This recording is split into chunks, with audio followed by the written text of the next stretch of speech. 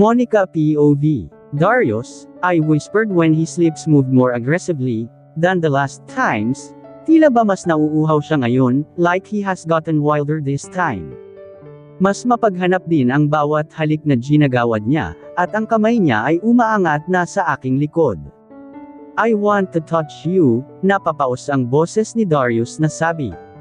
Tumango ako. Yes, touch me, please, I whispered.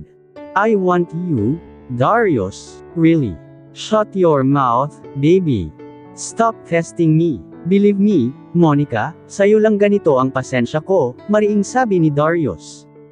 Napapikit ako at napakapit sa kanyang braso, habang walang tigil ang pagtatagisan ng lobby namin. Halos mapatukod na ako sa mesa, kaya mas lalo akong kumapit sa batok niya. Ang mga kamay niya ay pumailalim, sa long sleeves niyang pinahiram niya sa akin. Mas lalong pamipikit ang mga mata ko, dahil ramdam na ramdam ko ang mainit niyang palad sa aking balat, na kung saan-saan na umaabot. Nagtataas baba ang mga kamay ni Darius, na dinadama ang katawan ko. Napapaigtad na ako sa ginagawa niya, and I can't help but hug him closer, Darius. Kagat labing tawag ko, noong maramdaman ang kanyang kamay sa aking katawan. He unhooked my bra at sa halip ay pinalitan iyon ng mainit niyang palad. Nangunot ang noo ko, noong maramdaman ang kanyang daliri sa tuktok ko, na naghatid ng kakaibang pakiramdam sakin. What is that? My suddenly got hard. Hindi tumigil ang kanyang hinlalaki sa paggalaw rito, at salaitan niya iyong ginawa sa mga katawan ko. If you keep coming here, we'll always end up making out, nahihirapang bulong ni Darius, at bumaba ang mainit na halik sa aking leeg, habang ang kamay niya ay nadan pa rin. Salaitan ang nagiging pagkapit ko sa kanyang mga balikat, at sa malambot na buhok, dahil dalawang kamay niya na ang nararamdaman ko sa katawan ko. Habang ang isang kamay niya, ay panay ang haplos sa aking bewang, at paunti-unting bumababa. Hanggang sa maramdaman ko ang init ng palad niya sa aking tiyan. Pagtapos ay muli iyong lamandes patungo sa aking bewang, pababa sa balakang ko. Darius. Napasinghap ako, noong buhati niya ako bigla, para mas mahawakan ang pangupo ko, at agad kong naikot ang mga binti sa kanyang bewang. Namula ang mukha ko, pero na-excite rin. He's really driving me insane. He smirked. Kumapit ang isang braso ko sa kanyang batok, habang ang isa ay sinundan ang kanyang kamay, na hawak ang pangupo ko. Nahawakan ko ang maugat niyang braso. I can't believe na pati iyon ay gustong-gusto ko. His hands and arms are veiny. Ganoon ba talaga kabigat ang mga ginagawa ni Darius, para magsilabasan ang mga ugat sa kanyang kamay at braso? Darius, is that? Namyo lang muli ang mga pisngi ko, nang may maramdaman sa pagitan ng mga hita niya, habang buhat niya ako, at mas kinakawit ang hita ko sa ibaba ng bewang niya. I bit my lip, when I felt him getting turned on each second. We ended up on the bed with clean white sheets. Napaupo ako roon habang nasa gitna ko pa rin siya. Mula sa kanyang balikat, ay natunton ng kamay ko ang sariling butones ng long sleeves na suot ko, at parang kusang gumalaw ang mga kamay ko para tanggalin ang mga iyon. Hindi tumutol si Darius. He stared at me with his eyes so dark, I could barely grasp. Habang inaalis ko ang mga butones, ay tinulak niya ako ng bahagya, at hinayla ang binti ko. Darius, wait! Saad ko, na gusto na talagang tanggalin ang sagabal na damit, but he just smirked. Natanggal ko na ang isang butones, pero agad akong napatigil, dahil kailangan kong itukod ang isa kong kamay sa higaan, nang pagpartihin niya ang mga hita ko. Dumulas ang mga talampakan ko sa malambot na bedsheet. Nailapat ko ang mga iyon ng maigi, habang magkahiwalay na ang mga binti ko sa harapan niya. My cheeks flushed. I feel so exposed. Darius sandali, oh, gosh. Pumailalim ang kamay niya sa loob ng damit ko, at dahil cycling shorts lang ang suot ko, ay naramdaman ko agad ang kamay niya sa aking hita. Dinilat ko ang mga mata, at tiningnan ko si Darius. Inabot ko ang isa pang butones ng damit, at natanggal ko naman iyon, pero hirap na hirap ako dahil sa nanginginig kong kamay, sa labis na antipasyong, dala ng paggapang ng mainit niyang palad sa malambot kong hita. Your legs. Darius breathed heavily. Para na akong sisabog. Hindi ko alam kung ano itong nararamdaman ko. Basta nakakabaliw, at pakiramdam ko ay maiiyak ako, kapag iniwan niya ako ngayon din. Ramdam ko ang init ng katawan ni Darius, na nasa pagitan ng mga hita ko. Sinisikap ko pa ring maalis ang mga butones ng long sleeves na suot ko, nang tuluyan na akong mapahiga sa kama, nang ailapit niya ang sarili sakin. Darius, sandali. Nahihirapang sanggal ko sa kanya. Isang butones na lang, Darius Escudero. Yes, baby. He smirked, and his eyes sparkled with my scream. Naisara ko ang aking bibig, nang maramdaman ang tuluyang pagbaba ng underwear ko. Ganoon na lang ang tahip ng dibdib ko, dahil sa matinding pagkasabik na umagos sa sistema ko, nang wala na akong maramdamang saplot sa aking pangibaba. It's a completely crazy, intense feeling. Darius, what are you doing? Namumula ang mukha ko, at nanlaki ang mga mata, habang pinagmamasdan ko siya sa pagitan ng mga hita ko. Hindi ko maalis-alis ang huling butones ng long sleeves, dahil panay ang pagtuhod ng mga siko ko sa panghihina. Hindi ko maipaliwanag ang kaligayahang ipinaramdam ni Darius sa akin, ng sandaling iyon. Halos umikot ang mga mata ko, at bumagsak ang likod ko sa kama pagkatapos. Walang kasing bilis ang pintig ng aking puso, dahil sa nangyari. Iyon ang unang beses na naramdaman ko iyon. Hot tears formed on the corners of my eyes. God, Darius, that was. He beat his lip, like he's happy, that he made me satisfied. It took me minutes to recover from it. Hindi ako iniwan ni Darius, at pinatakan ng mararahang halik. Masakit pa rin, tanong niya, at hinaplos ako roon. Kinagat ko ang labi ko, at pumikit habang minamasahe niya. Ang pakiramdam ko ay namamaga ang pagitan ng mga hita ko. Umiling ako sa kanyang tanong. Nawala na, bumabalik ulit, you're kissing and touching me. He smirked. Hinalikan niya ang balikat ko. Gusto mo ng isa pa? Namula ang mukha ko, iyon na naman ang nabuhay na excitement. What is that? Ganoon ba ako kabilas ma-turn on sa kanya? Tumango ako. Hindi inalis ni Darius ang tingin niya sa mga mata ko. Kanina pa mapunggay ang kanyang mga mata, at panay ang lunok.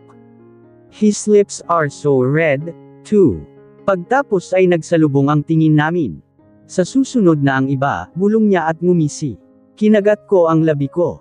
Kailan ba ang susunod na iyon? Bumangon si Darius, at binaba ang suot kong long sleeves hanggang sa aking mga hita. He covered my thighs. Sinulyapan ko si Darius, noong nilayo niya ang sarili sakin, kahit grabe pa rin ang tensyon sa kanyang mga mata. He looked so sensual, so erotic. Nakaawang ang mga labi niya, at parang pati siya ay hinihingal din, he's hot. Bumaba ang paningin ko sa faded jeans niya. Nanlaki ang mga mata ko, at namula ang mukha ng mapagtanto, kung gaano siya ka-aroused. Nakatago pa iyon sa lagay na iyon, but it's almost bulging out of his pants. Darius. Napalunok ako. Oh, kapag pumasok ba iyon sa akin? Makakalakad pa ako. Sumandal si Darius sa kawayang dingding ng kamalig, na nasa tapat ng kamang kinaroroonan ko, habang nasa akin ang namumungay na titig. Nang madikit siya roon, ay tumangala siya at napapikit. His jaw moved. Panay ang kanyang lunok, at pagbuntong hininga, na hindi ko maintindihan kung nag-iisip ng maayos o nagdadasal na siya. I wanted to say sorry, but I kept my mouth shut, dahil alam ko namang hindi ako makakatulong. I'm sorry, Darius. Kapag magkasama kaming dalawa ni Darius at kami lang, hindi namin maiwasang gawin ang kung ano-ano. Madalas ako ang pasimuno, pero minsan ay siya talaga. Lalo na kapag solong-solo namin ang isa't isa. Bigla na lang niya akong hinahalikan, kapag medyo matagal kaming hindi nagkita. Excited ako lagi na pumunta sa rancho, dahil minsan ay naso-solo ko siya roon. I get to kiss him as much as I can. Darius, tapos na. Sabi ko at sinara ang aking libro. Nasa upuan siya at may ginagawa sa laptop. He's wearing his specs, that made him look 10 times hotter. Dati ay tinatanaw ko lang siya, at kasabay sa hapag kapag ganito ang ayos niya, at ginagawa, pero ngayon ay nagagawa ko ng makalapit ng ganito. Lumapit ako sa kanya, at kumandang sa kanyang hita. Nakisilip ako sa laptop niya, at nakita ang kanyang pinagkakaabalahan doon. Business again. Ngumiwi ako, dahil nangungunot pa ang noo ni Darius sa sobrang focused. Hindi muna ako nagsalita, hanggang hindi niya ako tiningnan, para medyo lang ang maging pang-aabala ko sa kanya. Hindi niya rin naman ako pinaalis. Gumapang ang palad niya patungo sa bewang ko, at hinawakan ako roon. I bit my lip to stop myself from smirking. I'll just finish this, marahang sabi ni Darius. Ngumiti ako at tumango. Okay, dito lang ako, sabi ko, at nilabas ang phone ko. Kumaandang na lang ako sa isang hita niya, para mas makagalaw siya, at tiningnan kung sinong nag-message sakin. Unregistered number. Hi, Monica. Ako yung nagpadala ng huling bulaklak. Hindi ko alam na allergic ka na pala roon. I'm sorry about that. Hindi ko na pinansin iyon. Maraming nagte-text sa akin, dahil laging kumakalat ang number ko, kahit ilang beses akong magpalit. Maghahanap na lang sana ako ng pagkakaabalahan, nang mag-pop up na naman ang isang mensahe. Unregistered number. By the way, magkaklase tayo sa fundamentals. Nangunot ang noo ko. Hindi ko na yun pinansin pa, pero mukhang si Darius, napansin niyang may nag-send ng messages. Marami ba talagang nagte-text sa'yo? Nakalabing tanong ni Darius, na nasa akin na pala ang atensyon. Pinatay ko na ang phone ko, at hinarap ko siya ng maayos. Lagi kasing pinagpapasahan yung cellphone number ko, dahil hindi ako nagre-reply sa mga chats. Ngumiti ako nang makita ang pag-iling niya. Don't worry, Darius, wala naman akong near-reply andyan. Hindi ako nakikipag-text, tamad akong mag-type, sabi ko at niyakap ang leeg niya. He whispered in a bit of annoyance. Promise, Darius, wala talaga akong nakakausap. Ngumuso ako, dahil baka hindi siya naniniwala. Wala naman talaga. I smiled at hinalikan ko siya. Ang cute niya kasing magselos, kahit sobrang seryoso niya. Nang akma ko nang ilalayo ang lobby ko, para maipagpatuloy niya na ang ginagawa sa kanyang laptop, ay hinapit niya ako palapit. Hindi niya binitawan ang bewang ko. Darius, usual ko. May ginagawa ka pa. Mamaya na, he whispered. Ikaw muna. I blushed and smirked. Pero masyado talagang matibay ang prinsipyo ni Darius, pagdating sa bagay na iyon. Pati tuloy ako ay nahahawa na. Ako na rin mismo ang pumipigil, kapag nadadala na kami sa nangyayari. Tita Michelle, Tito Dante, masayang bati ko, noong makita ang mag-asawa sa mansyon ng mga Escudero, nang imbitahan nila ako para sa isang dinner. Monica, oh, dear, you've turned into such a fine lady. Namamanghang bati ni Tita Michelle at niyakap ako. Since I was young, ganito na talaga si Tita Michelle sakin, siguro'y dahil wala silang anak na babae. Thank you, Tita. You look so beautiful, too. You're aging like a fine wine. Masyadong malakas ang genes ng mga magulang ni Darius. Kapag nagkaanak kami, siguradong genes niya talaga ang mga ngibabaw. Napahadjejek tuloy ako sa naisip ko, kahit alam kong malayo pa iyon. Hiha, I really missed you.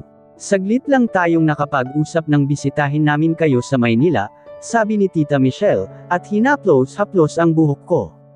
Ngumiti siya. Ang ganda-ganda mo, Monica. You look exactly like Katerina. She smiled. Ngumiti ako at niyakap si Tita Michelle. Thank you, Tita. Na-miss ko rin po kayo. Pati si Tito Dante ay binati rin ako. Malapit sila sakin, at para na nila akong anak kong ituring. Nagkausap na ba kayo ng Kuya Darius mo? Have you two met already, simula nang makabalik ka rito sa El Amadeo?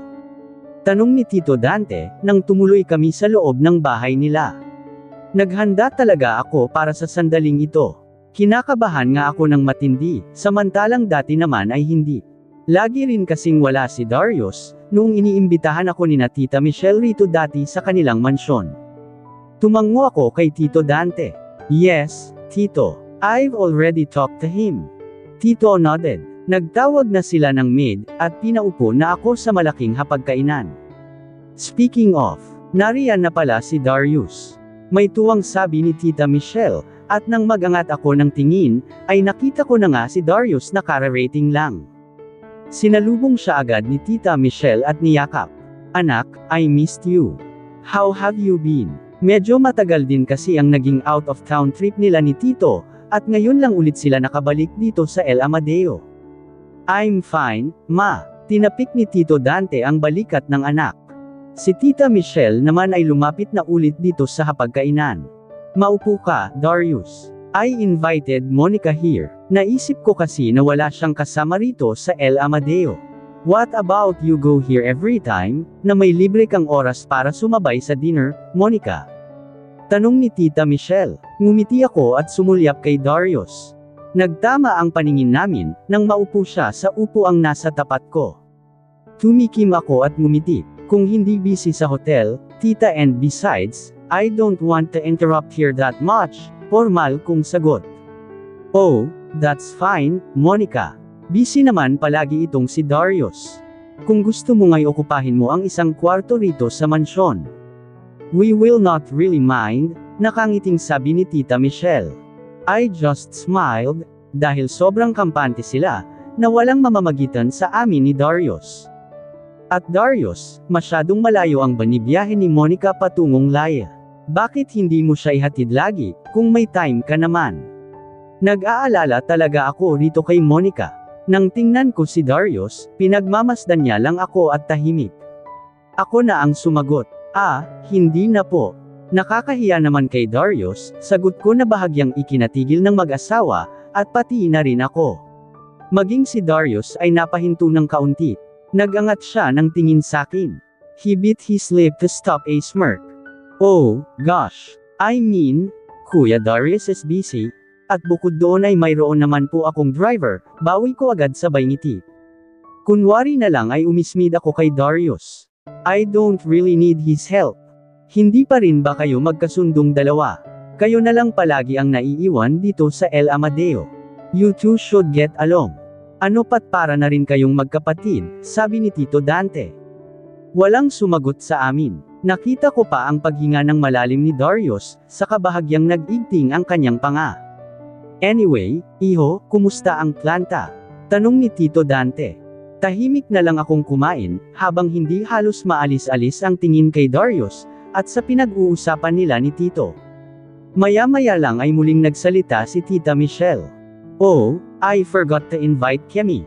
Hindi bale at sa susunod na araw na lamang, tila may naalalang sabi nito, sabay buntong hininga. Nangunot naman ang noo ko, sa pagbanggit ng isang pamilyar na pangalan. Kemi. Umangat ang kilay ko, nang tingnan si Darius, pero walang nagbago sa tingin niya sakin. Sa hindi malamang dahilan, nakaramdam ako ng curiosity at kung ano pa. Kemi, who is that, Tita Michelle? Pagtatanong ko. Ngumiti si Tita Michelle, at tiningnan si Darius. Oh, right, Monica. Looks like I forgot na ikwento sa iyo.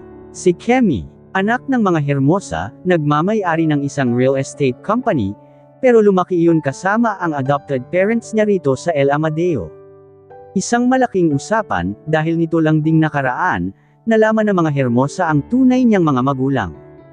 Oh, so, this is the same Kemi, ha? Hindi ba't nagtatrabaho iyon sa hotel ninyo? Nasa executive na siya, sabi ni Tita Michelle na ikinatango ko ulit. Pagtapos ay malapad siyang ngumiti. That's why I'm really proud of that girl. Talagang pinaghirapan niya ang lahat ng mayroon siya. Isipin mo ba naman, iyong nanay na nagpalaki sa kanya, ay pagiging staff sa hotel ninyo ang ikinabubuhay, at iyong tatay niya naman, ay trabahador sa planta. Nagsumikap siya at nakapagtapos, kaya ngayon, she's having the fruit of her hard work right now. Namangha ako, hindi ko maiwasang mapangiti, ganoon po pala. Ngayon ko lang nalaman ang tungkol dyan. Hindi matanggal ang ngiti kay Tita Michelle, at tiningnan ang anak. Kaya nga sabi ko kay Darius, bakit hindi na lang si Kemi?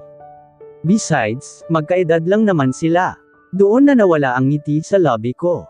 Kung kanina ay natuwa pa ako sa narinig, ngayon ay dahan-dahan kong nakagat ang aking lobby.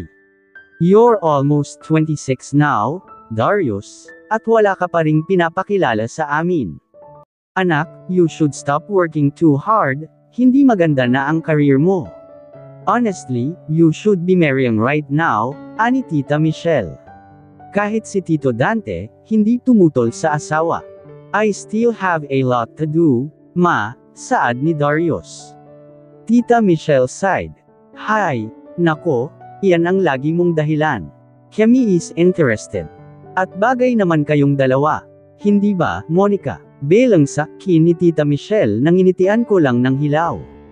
Sa kanya hinarap muli si Darius. We've been asking you about this thing, anak. Baka maunahan ka pa nito ni Monica. She's a beautiful lady, and she'll be successful in no time. May hihingi na agad ng kamay niyan, nilang nasambit ni Tita. Doon naman napaangat ang tingin ni Darius. Napalunok ako noong nagtama ang mga mata namin, at mas sumeryoso ang kanyang tingin. She's too young for that stuff, sagot ni Darius. Napailing-iling si Tita Michelle. Your protective brother instinct again. Hindi natin maiiwasan iyan, Darius. I'm sure hindi magtatagal, at may matitipuhan na si Agaton, na ipakasal sa anak niya. And you have to accept that. We understand that she's almost your younger sister, but we have nothing to do kung sino ang gusto ni Agaton para sa kanya. Kung may ididilim pa ang seryosong tingin ni Darius, baka nagawa niya na. Hiha, are you seeing someone right now? Pagtatanong ni Tito. Ngumiti lang ako at umiling. Is Darius considered? Hindi naman kaming dalawa. Nagulat ako noong tumikim si Darius. It almost felt like he's dissatisfied with my answer. Napailing-iling na lang ang mag-asawa. Natawa si Tito Dante. Pagpasensyahan mo na ang Kuya Darius mo, Monica, he's really protective pagdating sa'yo. Right, sagot ni Tita Michelle. Kaya tulungan mo akong kumbansihin na ang kuya mo na yan na mag-asawa na, someone like Kemi Hermosa. Monica, I've been wanting a granddaughter. I'm not getting younger anymore. Napanguso si Tita Michelle. Nahinuha ko agad, na mukhang gusto nga ni Tita Michelle si Kemi para kay Darius. Noong the Escuderos, ang gusto nila ay gusto nila. Hindi sila pumapayag na hindi iyon makuha. At dahil mukhang walang tutol si Tito Dante sa bagay na gusto ng asawa, I'm sure they will encourage Darius to be with that girl. Nawala na ako ng gana sa aking pagkain. Nakikipag-usap pa rin ako, pero hindi ko na tiningnan si Darius, kahit ramdam ko ang mga titig niya. Hindi lang pala sakit sa puso nang ibibigay ni Darius, sakit din sa puso. Because, iniisip ko pa lang na sila na ni Kemi, ay parang gusto ko nang umiyak. Ano pa kung mangyaring, pakasalan niya iyon? At dito na po nagtatapos, itong kabanata ng ating kwento. At sanay muli niyo po akong samahan, sa mga susunod pang kabanata, maraming salamat po.